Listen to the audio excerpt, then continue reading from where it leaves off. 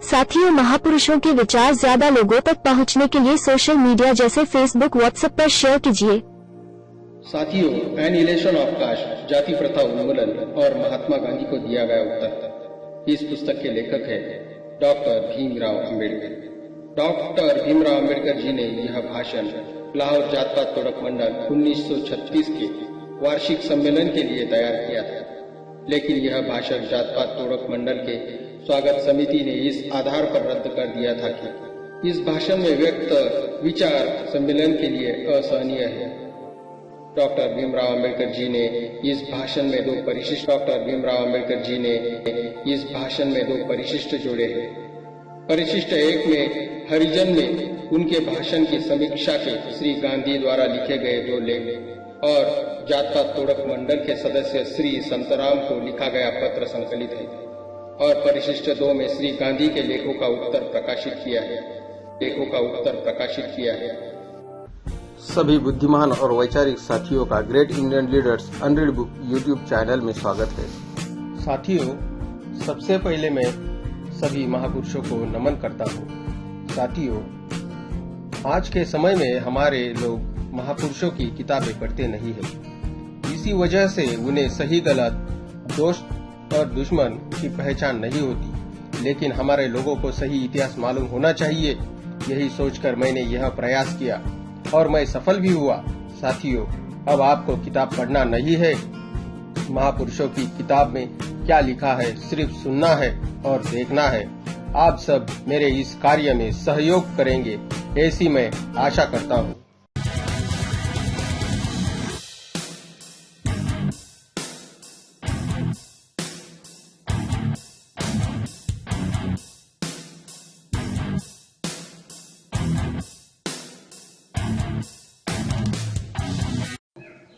Annihilation of cast, जाति प्रथा उन्मूलन और महात्मा गांधी को दिया गया उत्तर। सत्य को सत्य और असत्य को असत्य के रूप में जानो। बुद्ध, जो तर्क नहीं करेगा वह धर्मांध है, जो तर्क नहीं कर सकता वह मूर्ख है, जो तर्क करने का साहस नहीं करता वह दास है। एच डुमोन। जाति प्रथा उन्मूलन, एनिहिलेशन ऑफ कास्ट की द्वितीय संस्करण की प्रस्तावना में डॉक्टर भीमराव अम्बेडकर जी ने क्या लिखा है, यह हम देखेंगे। लाहौर के जात पात तोड़क मंडल के लिए जो भाषण मैंने तैयार किया था, उसका हिंदू जनता द्वारा अपेक्षाकृत भारी स्वागत किया गया। यह भाषण मैंने मुख्य रूप से इन्हीं लोगों के लिए तैयार किया था। 1500 प्रतियों का अंग्रेजी संस्करण इसके प्रकाशन के 2 महीनों के भीतर ही समाप्त हो गया। इसका गुजराती और तमिल में अनुवाद किया गया।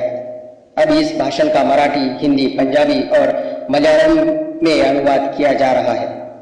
अंग्रेजी पाठ की मांग अभी भी निरंतर बनी हुई है, इसलिए इस मांग को पूरा करने के लिए दूसरा संस्करण निकालना आवश्यक हो गया है।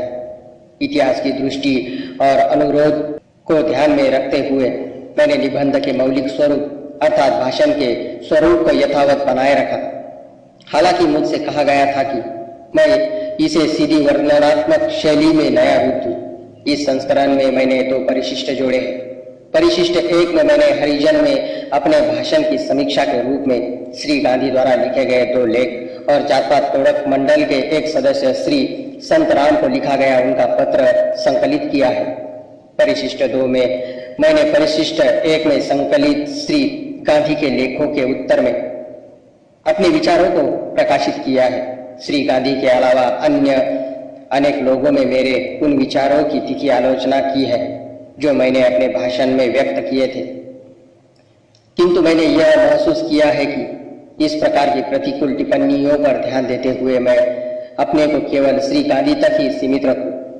मेरे ऐसा करने का कारण यही नहीं है कि इनकी बात में इतना वजन है कि इसका उत्तर दिया जाना चाहिए, बल्कि कारण यह है कि अनेक हिंदुओं की दृष्टि में श्री गांधी एक आप्त पुरुष है और इतने महान है कि जब वे किसी बात पर कुछ कहने लगते हैं तो यह आशा की जाती है कि सब बहस खत्म हो जानी चाहिए और इस पर किसी को कुछ भी नहीं बोलना चाहिए। किंतु संसार ऐसे विद्रोहियों का ऋणी है जिन्होंने धर्म गुरुओं के मुंह पर ही तर्क करने का साहस किया है और जोर देकर कहा है कि आप जो कहते हैं वही सही नहीं है, मुझे ऐसा श्रेय नहीं चाहिए जो प्रत्येक प्रगतिशील समाज को अपने विद्रोहियों को देना चाहिए। यदि मैं हिंदुओं को इस बात का एहसास करा दूं कि वे भारत के ऐसे व्यक्ति हैं जिनमें दोष व्याप्त है और उनके दोषों से अन्य भारतीयों की खुशहाली और प्रगति को खतरा उत्पन्न हो रहा है, तो मुझे संतोष होगा। डॉक्टर भीमराव अंबेडकर। तीसरे संस्करण की प्रस्तावना में डॉक्टर भीमराव अंबेडकर ने क्या लिखा है यह हम देखेंगे।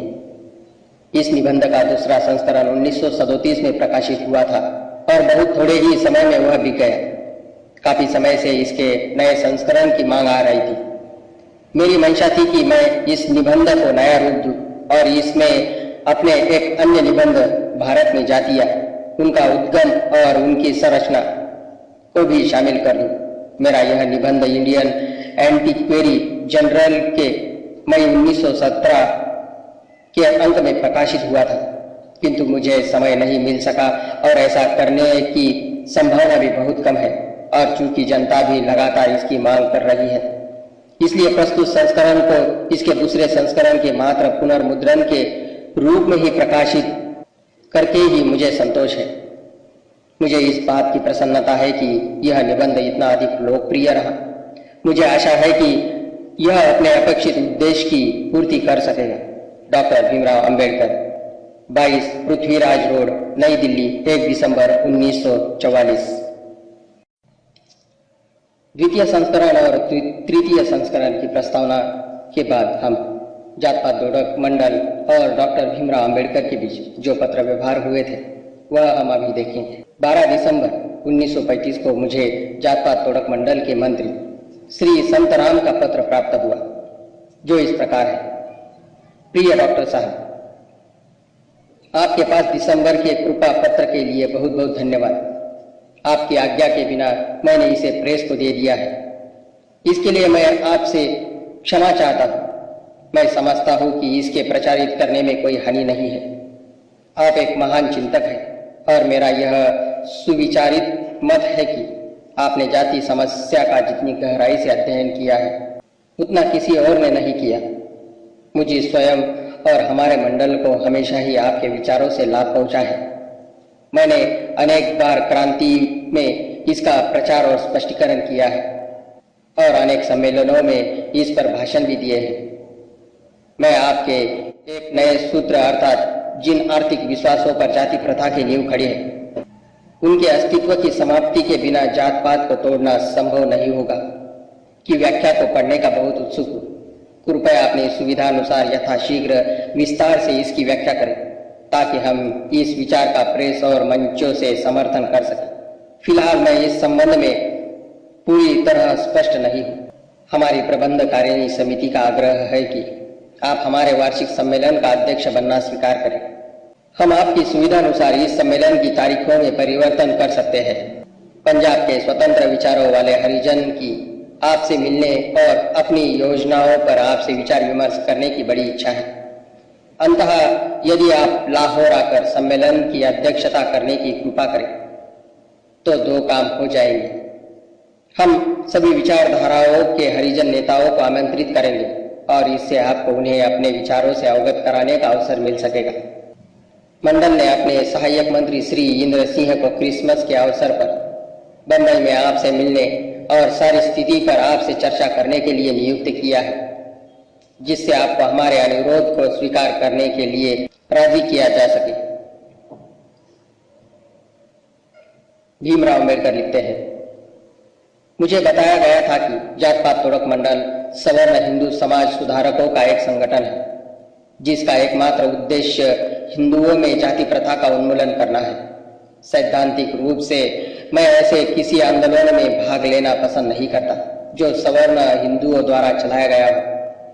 सामाजिक सुधार के प्रति उनका रवैया मुझसे इतना भिन्न है कि मेरे लिए उनके साथ काम करना कठिन है।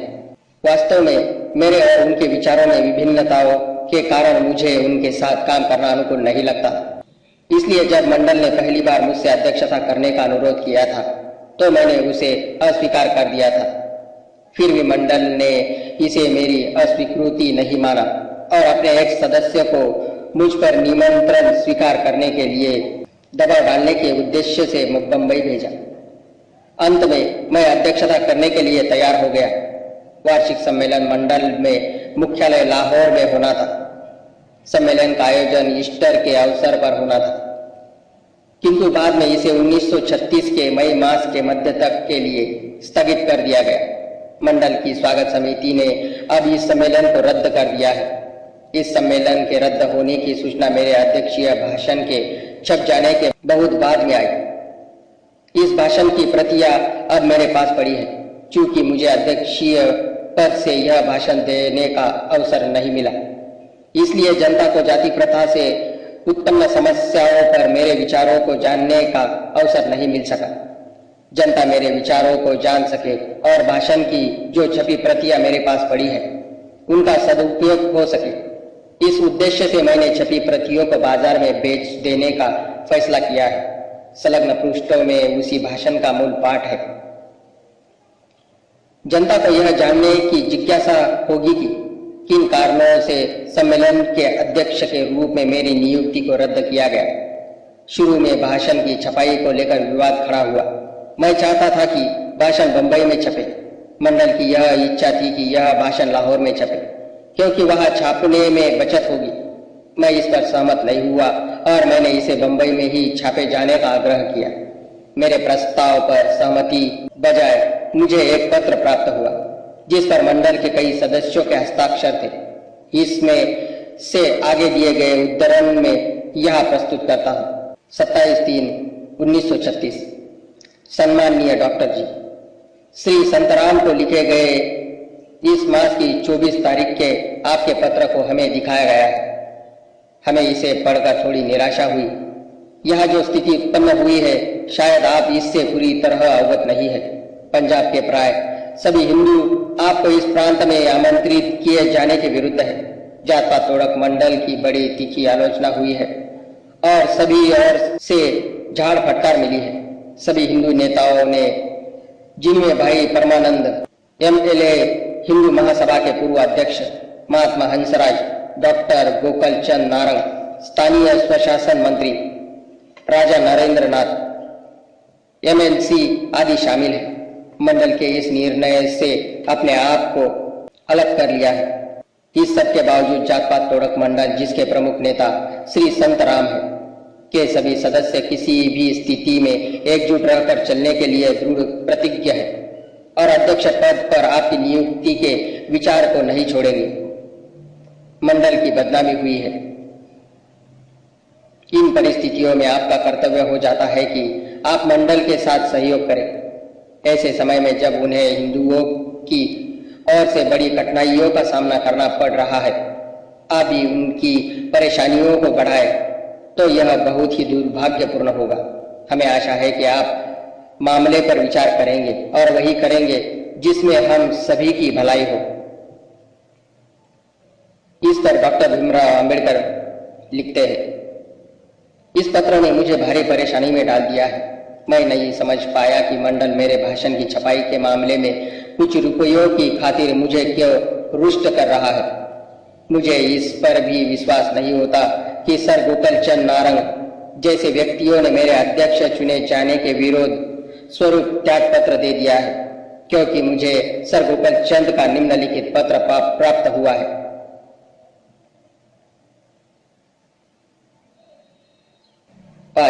माउंट गुमरी रोड, लाहौर, 7/2/1936। प्रिय डॉक्टर अंबेडकर, मुझे जात पात तोड़क मंडल के कार्यकर्ताओं से यह जानकर प्रसन्नता हुई है कि आपने ईस्टर की छुट्टियों के दौरान लाहौर में होने वाले उनके आगामी वार्षिक सम्मेलन की अध्यक्षता करना स्वीकार कर लिया है। यदि आप लाहौर में अपने प्रवास के दौरान मेरे यहाँ ठहरे तो मुझे बड़ी प्रसन्नता होगी। शेष मिलने पर आपका गोकल चंद नारंग।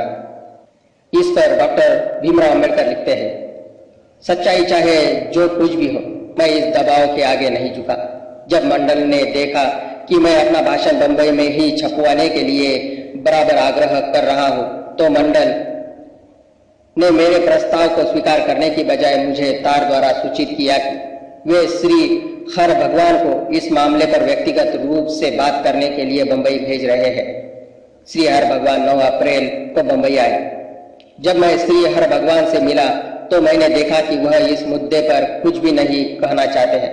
वास्तव में उन्हें भाषण की छपाई से कोई लेना देना नहीं था, चाहे वह बंबई में छपे या लाहौर में, और इसलिए विचार विमर्श के दौरान इस बात का कोई उल्लेख भी नहीं किया। हाँ, वह यह जानने के लिए उत्सुक थे कि भाषण की विषय वस्तु क्या है। इससे मुझे विश्वास हो गया कि भाषण के लाहौर में छपवाने से मंडल का उद्देश्य धन बचाना नहीं, अपितु भाषण की विषय वस्तु को जानना था। मैंने उन्हें भाषण की एक प्रति दे दी। वह भाषण के कुछ अंशों को देखकर प्रसन्न नहीं हुए। उन्होंने लाहौर पहुंचकर मुझे 2 पत्र लिखे। वह इस प्रकार है। लाहौर, 14 अप्रैल 1936। प्रिय डॉक्टर साहब, मैं 12 तारीख को बंबई से यहाँ लौटा हूँ और तभी से मैं लगातार रेल में बिताई 5-6 रातों तक सो न सकने के कारण अस्वस्थ हूँ। यहाँ पहुंचने पर मुझे पता चला कि आप अमृतसर आए थे। यदि मैं बाहर आने जाने के लिए ठीक रहता तो मैं वहां आपसे मिलता। मैंने आपका भाषण अनुवाद के लिए श्री संत राम को दे दिया है। उन्होंने इसे बहुत पसंद किया है, किंतु उन्हें विश्वास नहीं है कि 25 तारीख से पहले इसे छापे जाने के लिए वह इसका अनुवाद कर सकेंगे। कुछ भी हो, इसका व्यापक प्रचार होगा और हमें विश्वास है कि यह सोए हुए हिंदुओं को जगाएगा। बंबई में जिस लेखांश की और मैंने संकेत किया था उसे हमारे कुछ मित्रों ने पढ़ा। इस पर उनकी कुछ शंकाएं हैं और हम में से जो लोग बिना किसी अप्रिय घटना के सम्मेलन को समाप्त करना चाहते हैं, उनकी इच्छा है कि कम से कम वेद शब्द को फिलहाल छोड़ दिया जाए। इसका निर्णय मैं आप पर छोड़ता हूँ। फिर भी मुझे आशा है कि आप अपने अंतिम पैरे में इस बात को स्पष्ट करेंगे कि भाषण में व्याप्त विचार आपके अपने हैं और मंडल उनके लिए जिम्मेदार नहीं है। मुझे आशा है कि मेरी इस बात का आप अन्यथा न लेंगे और हमें भाषण की 1000 प्रतियां उपलब्ध करा देंगे। हम अवश्य ही इतनी कीमत आपको चुका देंगे। इस आशय का एक तार आज मैंने आपको भेजा है। 100 रुपए का एक चेक इस पत्र के साथ संलग्न है। कृपया इसकी पावती भेजें और हमें यथा समय अपने बिल भी भेज दें। मैंने स्वागत समिति की एक बैठक बुलाई है। मैं उसके निर्णय से तत्काल आपको सूचित करूंगा। आपने भाषण को तैयार करने में जो भारी कष्ट उठाया है उसके लिए कृपया मेरा हार्दिक धन्यवाद स्वीकार करें। आपकी कृतज्ञता के लिए हम निश्चय ही बहुत ऋणी हैं। आपका हर भगवान। पुनश्च कृपया भाषण के छपते ही तत्काल उसकी प्रतियां यात्री गाड़ी से भेज दे ताकि उन प्रतियों को प्रकाशन के लिए समाचार पत्रों को भेज दिया जाए। इस पर डॉक्टर भीमराव अम्बेडकर लिखते हैं, तदनुसार मैंने 1000 प्रतियां छापने के आदेश के साथ अपनी पांडुलिपि मुद्रक को सौंप दी। 8 दिन के बाद मुझे श्री हर भगवान का एक और पत्र प्राप्त हुआ जिसकी प्रतिलिपि नीचे प्रस्तुत है। लाहौर, 22/4/1936। प्रिय डॉक्टर अम्बेडकर, हमें आपका तार और पत्र प्राप्त हुआ। इसके लिए कृपया हमारा धन्यवाद स्वीकार करें। आपकी इच्छा अनुसार हमने सम्मेलन को फिर स्थगित कर दिया है, किंतु हम महसूस करते हैं कि इसे 25 तथा 26 तारीख को आयोजित करना अधिक बेहतर होगा, क्योंकि पंजाब के मौसम दिन प्रतिदिन गर्म होता जा रहा है। मई के मध्य में यह बहुत गर्म हो जाएगा और दिन के समय बैठकें करना बहुत सुखद और आरामदायक नहीं रहेगा। फिर भी यदि यह सम्मेलन मई के मध्य में होता है तो हम इसे यथासंभव आरामदायक बनाने के लिए भरसक प्रयत्न करेंगे। किंतु एक बात है जिसे हम आपकी जानकारी में लाने के लिए विवश हैं। आपको याद होगा कि जब मैंने धर्म परिवर्तन के विषय पर आपकी घोषणा के संबंध में अपने कुछ लोगों द्वारा उठाई आशंकाओं की और आपका ध्यान आकर्षित किया था, तो आपने बताया था कि यह बात निस्संदेह मंडल के कार्य क्षेत्र से बाहर है और उसके संबंध में आपका हमारे मंच से कुछ भी कहने का इरादा नहीं है। इसके साथ ही जब आपने भाषण की पांडुलिपि मुझे दी तो आपने आश्वासन दिया था कि वही आपके भाषण का मुख्य अंश है और आप केवल 2 या 3 अंतिम पैरे उसमें जोड़ना चाहते हैं। आपके भाषण की दूसरी किस्त मिलने पर यह देखकर हम दंग रह गए कि यह भाषण इतना लंबा हो जाएगा कि बहुत कम लोग ही इस सारे भाषण को पढ़ना चाहेंगे। इसके अलावा आपने अपने भाषण में एक से अधिक बार यह कहा है कि मैंने हिंदू समाज से अलग होने का निर्णय कर लिया है और एक हिंदू के रूप में यह मेरा अंतिम भाषण है। आपने अनावश्यक रूप से वेदों और हिंदुओं के अन्य धार्मिक ग्रंथों की नैतिकता तथा उनके औचित्य पर प्रहार किया है और हिंदू धर्म के तकनीकी पक्ष पर विस्तार पूर्वक चर्चा की है, जिसका विवादास्पद समस्या से कतई कोई संबंध नहीं है। इससे कुछ परिच्छेद तो असंगत और अप्रासंगिक हो गए हैं। यदि आप अपने भाषण को उसी अंश तक सीमित रखते जो आपने मुझे दिया था, या अगर उसमें कोई वृद्धि करना आवश्यक ही था तो वह भी वही तक सीमित रहती जो आपने ब्राह्मणवाद आदि पर लिखा है, तो इससे हमें बड़ी प्रसन्नता होती। अंतिम अंश जो हिंदू धर्म के पूर्ण उन्मूलन के संबंध में है और हिंदुओं के पवित्र ग्रंथों की नैतिकता पर संदेह व्यक्त करता है तथा हिंदू समाज को छोड़ देने के आपके इरादे की ओर संकेत करता है, मुझे संगत प्रतीत नहीं होता। अंततः मैं सम्मेलन के लिए उत्तरदायी लोगों की ओर से बड़ी विनम्रता के साथ आपसे अनुरोध करता हूं कि आप ऊपर संदर्भित परिच्छेदों को छोड़ दें और भाषण को वही समाप्त कर दें जहां तक आपने मुझे दिया था, या आप चाहे तो ब्राह्मणवाद तक कुछ पैरे उसमें जोड़ दें। हम नहीं समझते कि भाषण को अनावश्यक रूप से उत्तेजनात्मक और कष्टकारी बनाने में कोई बुद्धिमानी है। हम में से कई लोग आपकी भावनाओं का समर्थन करते हैं और हिंदू धर्म के पुनर्निर्माण हेतु आपका मार्गदर्शन चाहते हैं। यदि आप अपने विचारों के लोगों को आपस में मिलाने का निर्णय करते तो बड़ी संख्या में लोग आपके सुधारवादी कार्यकर्ताओं में शामिल हो जाते। वास्तव में हमने सोचा था कि आप जाति प्रथा की बुराइयों को समाप्त करने में हमारा मार्गदर्शन करेंगे, विशेषकर जब आपने इस विषय का इतना गहन अध्ययन किया है। हमारा विचार था कि आप एक क्रांति लाकर इस दिशा में किए जा रहे महान प्रयासों के केंद्र बिंदु बन हमारे हाथ मजबूत करेंगे, किंतु आपने घोषणा जिस रूप में की है उसके दोहराए जाने से इसकी शक्ति समाप्त हो जाती है और यह एक घिसी पिटी चीज बनकर रह जाती है। ऐसी परिस्थितियों में मैं आपसे अनुरोध करूंगा कि आप सारे मामले पर फिर से विचार करें और यह कहकर अपने भाषण को अधिक प्रभावी बनाए कि यदि हिंदू लोग जाति प्रथा को समाप्त करने की दिशा में ईमानदारी से काम करने के इच्छुक है, चाहे उन्हें इसके लिए अपने सगे संबंधियों और धार्मिक मान्यताओं को ही तिलांजलि क्यों न देनी पड़े, तो मुझे इस कार्य की अगुवाई करने में प्रसन्नता होगी। यदि आप ऐसा करते हैं तो मुझे आशा है कि आपको ऐसे प्रयास में पंजाब से तत्काल अनुकूल प्रतिक्रिया प्राप्त होगी। यदि आप ऐसे समय पर हमारी सहायता करेंगे तो मैं आपका आभारी रहूंगा, क्योंकि हम पहले ही भारी खर्च कर चुके हैं और बड़े असमंजस की स्थिति में हैं। कृपया हमें वापसी डाक से सूचित करें कि क्या आपने भाषण को उपयुक्तानुसार सीमित करने की कृपा की है। यदि आप फिर भी भाषण को संपूर्ण रूप में छापने का आग्रह करते हैं तो हमें खेद है कि हमारे लिए सम्मेलन का आयोजन करना संभव और कदाचित उपयुक्त नहीं होगा और हम चाहेंगे कि इसे अनिश्चित काल के लिए स्थगित कर दिया जाए। हालांकि ऐसा करने में हमें लोगों की सद्भावना से हाथ धोना पड़ेगा, क्योंकि यह सम्मेलन बार बार स्थगित करना पड़ा है। फिर भी हम यह उल्लेख करना चाहते हैं कि आपने जाति प्रथा पर ऐसा बढ़िया प्रबंध लिखकर हमारे हृदय में एक स्थान बना लिया है।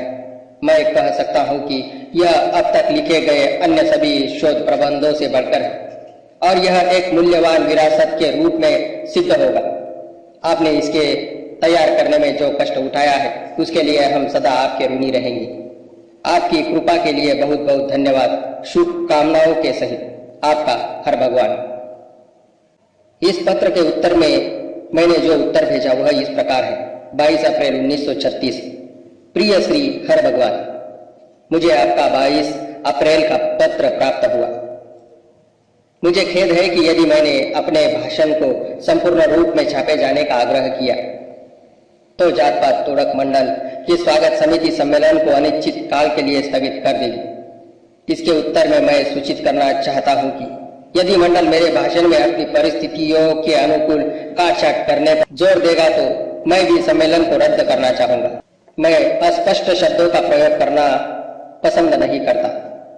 आप मेरे इस निर्णय को पसंद नहीं करेंगे, किंतु मैं सम्मेलन की अध्यक्षता करने के सम्मान की खातिर उस आजादी का परित्याग नहीं कर सकता जो प्रत्येक अध्यक्ष को अपने भाषण को तैयार करने में मिलनी चाहिए। मैं मंडल को खुश करने के लिए अपने उस कर्तव्य को भी तिलांजलि नहीं दे सकता जो कि सम्मेलन की अध्यक्षता करने वाले व्यक्ति को सही और उचित मार्गदर्शन करने के लिए प्राप्त होती है। यह एक सिद्धांत का प्रश्न है और मैं महसूस करता हूं कि मुझे किसी भी प्रकार से इससे समझौता नहीं करना चाहिए। स्वागत समिति ने जो निर्णय लिया है, मैं उसके औचित्य के बारे में किसी विवाद में नहीं पड़ना चाहता था, किंतु चूंकि आपने ऐसे कुछ कारण दिए हैं जिनसे मुझ पर दोष आरोपित होता है, इसलिए मैं उनका उत्तर देने के लिए बाध्य हूं। सर्वप्रथम मुझे इस धारणा को दूर कर देना चाहिए कि भाषण के उस अंश में व्यक्त विचार जिस पर समिति ने आपत्ति की है, मंडल के सामने अचानक ही उपस्थित हुए हैं। मुझे विश्वास है कि श्री संत राम इस बात की पुष्टि करेंगे। मेरा कहना है कि उनके एक पत्र के उत्तर में मैंने कहा था कि जाति प्रथा को तोड़ने का वास्तविक तरीका अंतरजातीय भोज और अंतरजातीय विवाह नहीं है, बल्कि उन धार्मिक धारणाओं को नष्ट करना है जिन पर जाति प्रथा की नींव रखी गई है। और श्री संत राम ने इसके उत्तर में मुझसे उस बात को स्पष्ट करने को कहा था और माना था कि यह एक नवीन दृष्टिकोण है। श्री संत राम के इस अनुरोध के उत्तर में मैंने सोचा कि उनको लिखे गए अपने पत्र के एक वाक्य में जो बात मैंने कही थी उसे अपने भाषण में विस्तार में समझा देना चाहिए। इसलिए आप यह नहीं कह सकते कि जो विचार मैंने व्यक्त किए हैं वे नए हैं। किसी भी प्रकार से ये विचार श्री संत राम, जो आपके मंडल की जान और उसके प्रमुख मार्गदर्शक है, के लिए नए नहीं है, परंतु मैं इससे भी आगे यह कहता हूं कि मैंने अपने भाषण का यह अंश केवल इसलिए नहीं लिखा है कि मैंने ऐसा करना वांछनीय समझा है, बल्कि इसलिए लिखा है कि तर्क को पूरा करने के लिए ऐसा करना नितांत आवश्यक है। मुझे यह पढ़कर आश्चर्य हुआ कि भाषण के जिस अंश पर आपकी समिति को आपत्ति है उसे आप असंगत और अप्रासंगिक बताते हैं।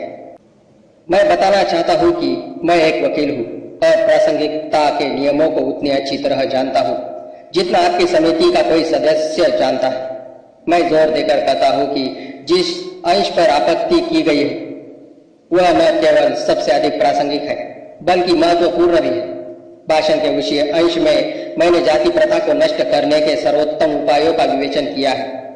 यह हो सकता है कि मैं जाति प्रथा को नष्ट करने के सर्वोत्तम उपाय के रूप में जिस निष्कर्ष पर पहुंचा हूं वह चौंकाने वाला और कष्टकारी हो।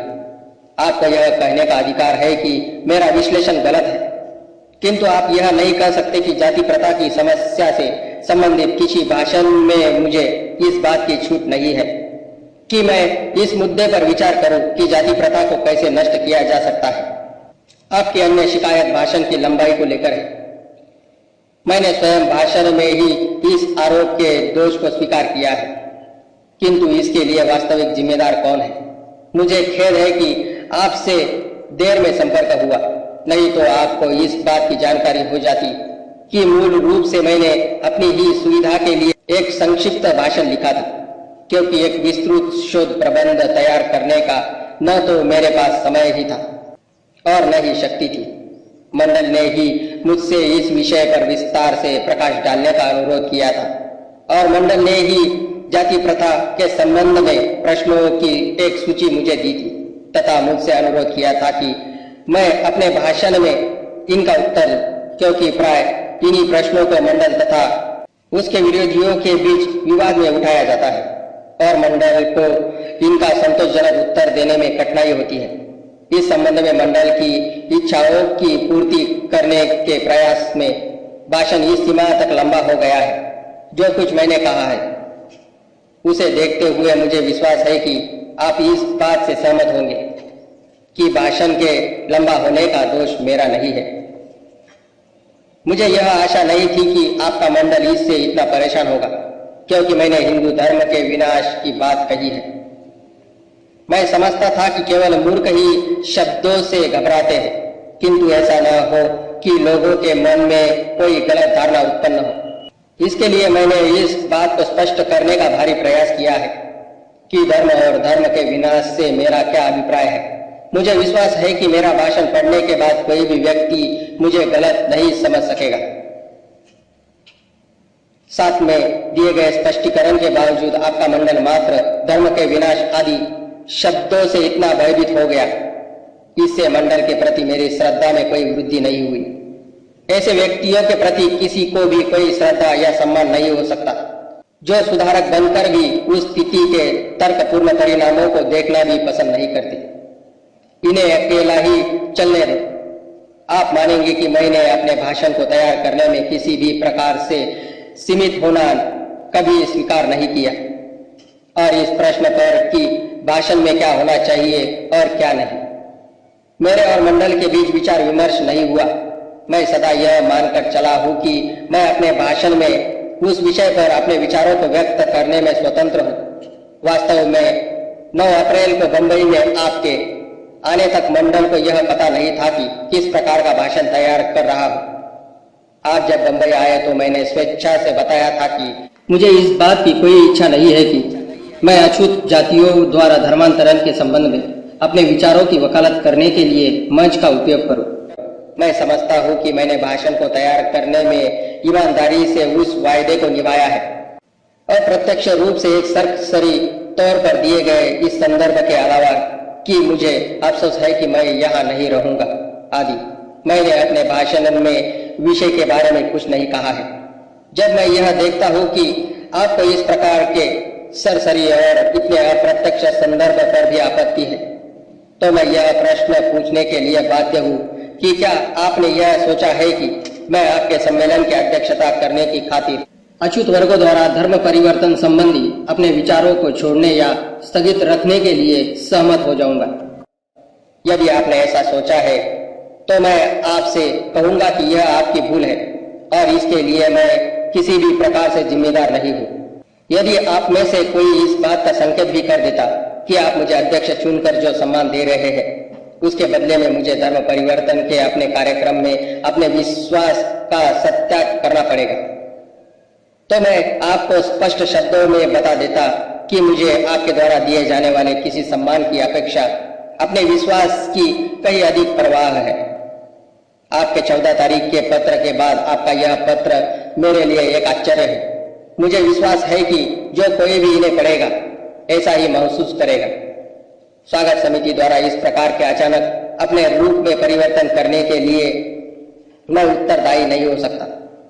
जब 14 तारीख को आपने पत्र लिखा था तो उस समय समिति के सामने जो कच्चा प्रारूप था उसमें और अंतिम प्रारूप जिस पर आपने अपने पत्र में स्वागत समिति का निर्णय सूचित किया था के सार रूप में कोई अंतर नहीं है।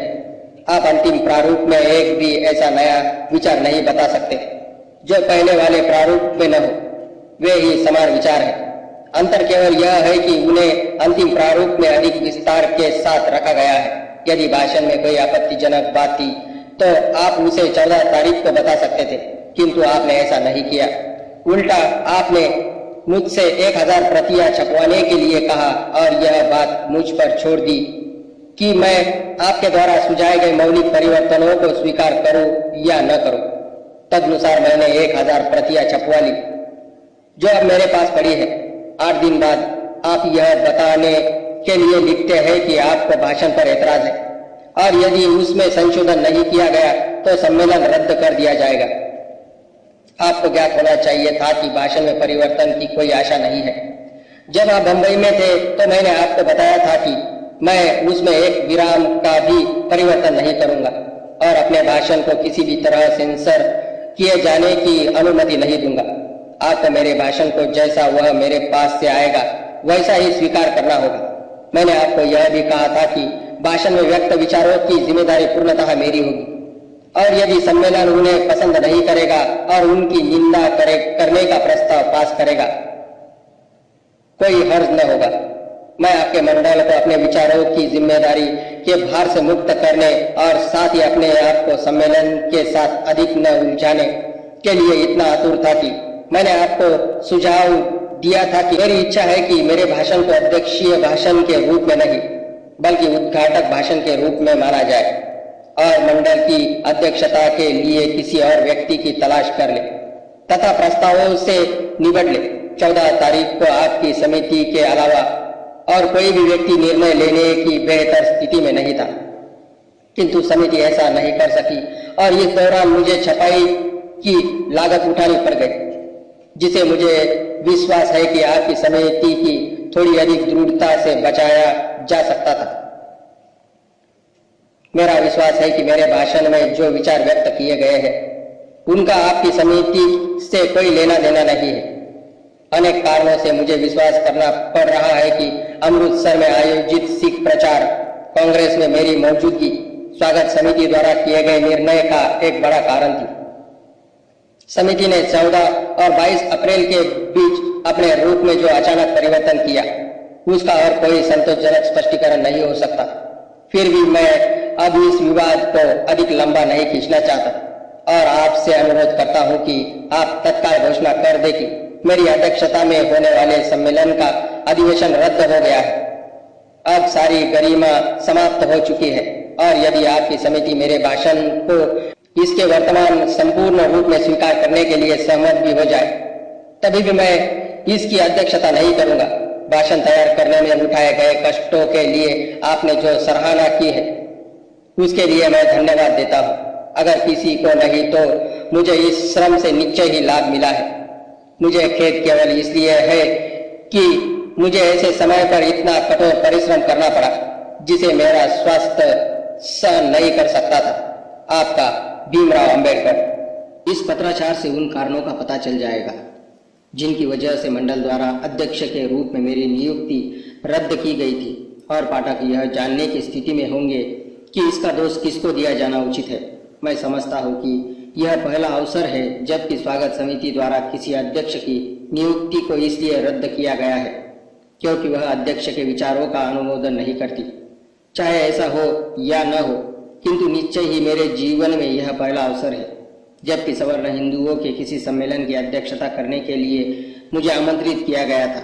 मुझे अफसोस है कि एक त्रासदी में इसका अंत हुआ, किंतु ऐसे कठोर संबंधों से कोई भी क्या आशा कर सकता है जहाँ सवर्ण हिंदुओं के सुधारवादी और अछूतों के आत्मसम्मानी वर्ग के बीच संबंध इतने कठोर हो कि सवर्ण हिंदुओं